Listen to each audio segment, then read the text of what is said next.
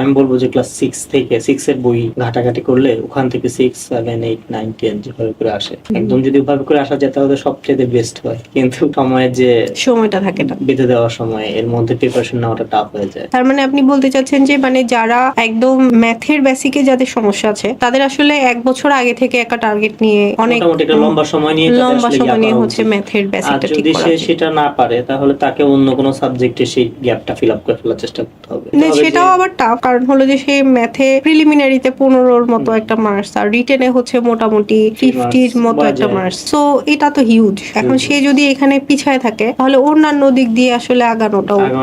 Tough হয়ে যায়। তারপরে অনেকে আমি আগে যাদের সাথে কথাবার্তা বলেছি তাদের অনেক ক্ষেত্রে এবং অনেকগুলো প্রিভিয়াস মার্কশিট দেখো মানে একটা আইডিয়া পেয়েছে যে যদি দুর্বলতা থাকেও তাদের আসলে হতাশ হওয়ার কোনো কারণ নাই। তবে এমন না যে আমি ম্যাথে একদম শূন্য প্রিপারেশন জিরো নিয়ে যাব, আমাকে সব জায়গাতেই উন্নতি করার চেষ্টা করতে হবে, কিন্তু যদি আমার দ্বারা সম্ভব নাই হয়, হতেই পারে মানে সবার তো আসলে ক্যাপাসিটি সমান হবে না, এবং একটা লম্বা সময় পড়ালেখা করে আসার পরে স্কুল কলেজ ভার্সিটি চলে আসার পরে আসলে দেখা যায় সবার দ্বারা ওই সবগুলো জিনিস সম্ভব হবে না। একটা মানুষ হয়তো মুখস্থ ভালো করতেই পারবে, আর একটা মানুষ খুব দ্রুত অঙ্কটা বুঝে ফেলতে পারবে, তো দুইজনের কেউই অ্যাডভান্টেজ পাবে না সেক্ষেত্রে। তো তখন ওই যে যার হচ্ছে গণিতে দুর্বলতা রয়ে যাচ্ছে বা ভীতিটা রয়ে যাচ্ছে তাকে চেষ্টা করতে হবে যে আমি ওই ভীতিটা সবচাইতে কতখানি কমাতে পারি, সেই সাথে সাথে আমার ওই জিনিসটাকে অ্যাড্রেস করে অন্য কোনো সাবজেক্টে আমি কিভাবে করে নিজেকে